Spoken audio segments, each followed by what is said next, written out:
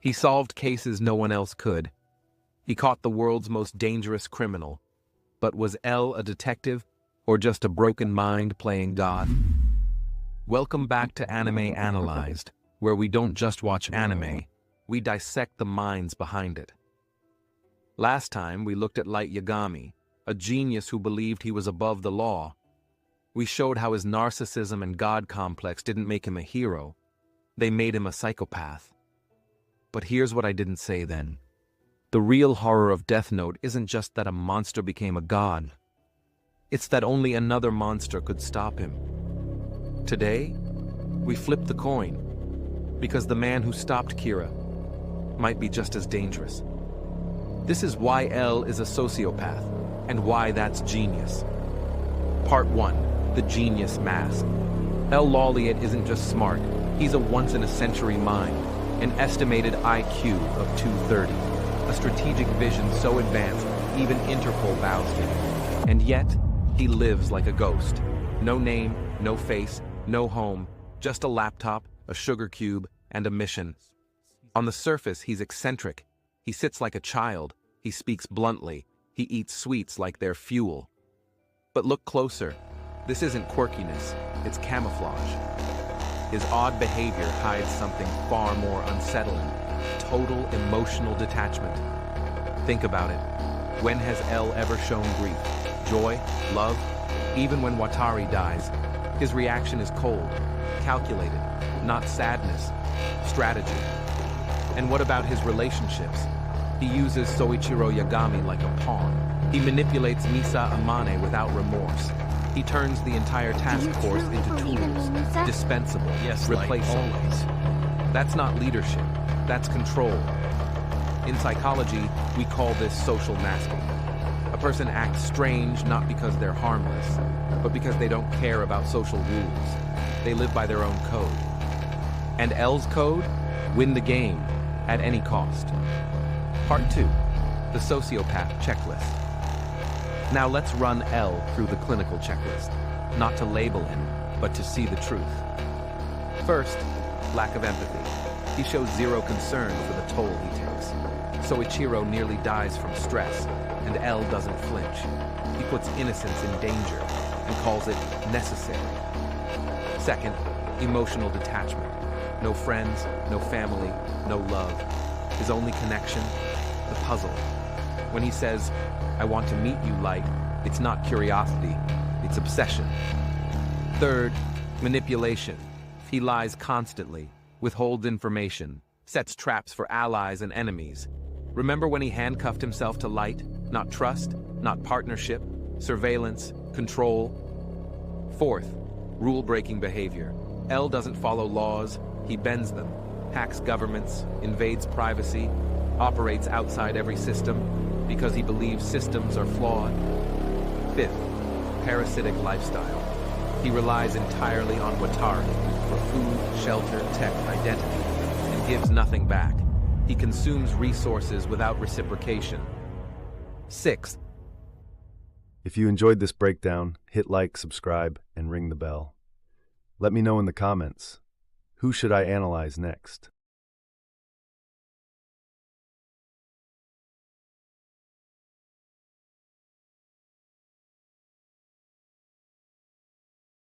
His emotions are flat. Tone never changes, whether discussing murder or cake.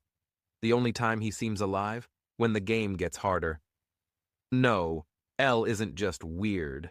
He fits the profile of a high-functioning sociopath. And that's not an insult. It's a diagnosis of isolation.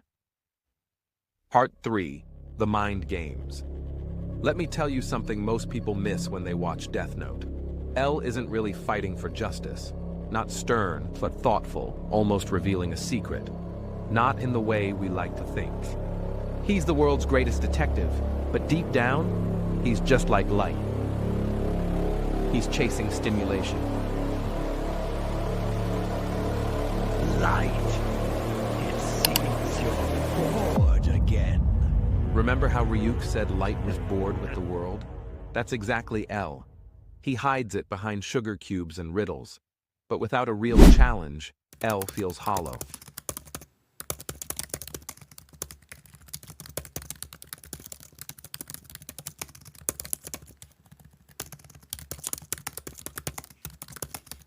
He needs someone who can push him to his limits, someone who can make him feel alive. And that's why he's fascinated by Light. It's not because Light is some terrifying villain. It's because Light is a worthy opponent, a mirror of his own genius. This isn't good versus evil. It's genius versus genius. Two broken minds locked in a dance, balancing on the edge of sanity.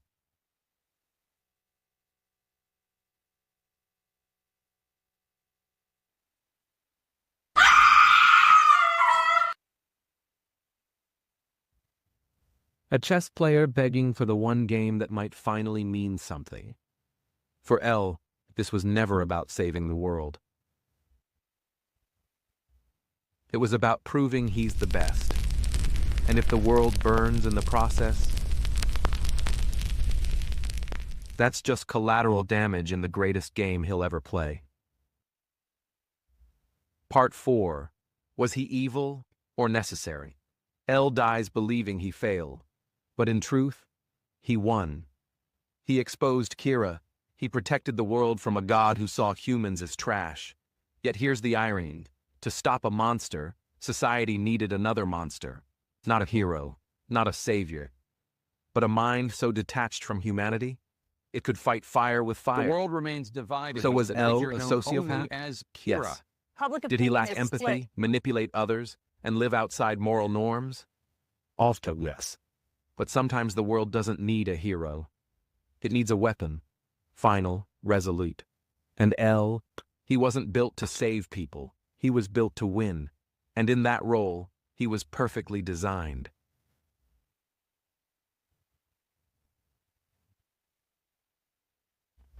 Light was a god who fell. L was a monster who saved us. But their minds are just the beginning. Because anime isn't just about battles and powers. It's about psychology, the hidden motives, the broken pieces that make these characters feel real. Next time, is Gojo Satoru truly a genius? Or is he just emotionally detached? A man untouchable not because of strength, but because of isolation? Or should we dive into the trauma of Shinji Ikari, a boy forced into godhood, fumbling under the weight of a world he never asked to save? Let me know in the comments. Whose mind should we dissect next? Gojo, Sukuna, Eren, Shinji, or someone else entirely? I don't want to do this anymore. Because this isn't just about anime characters. It's about us, our fears, our obsessions, our search for meaning in a chaotic world.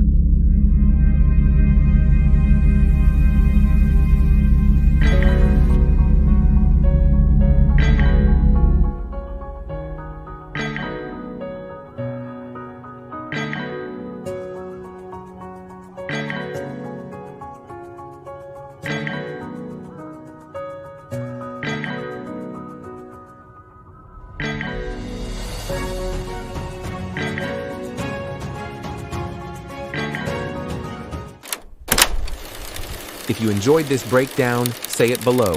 Hit like, subscribe, and ring the bell.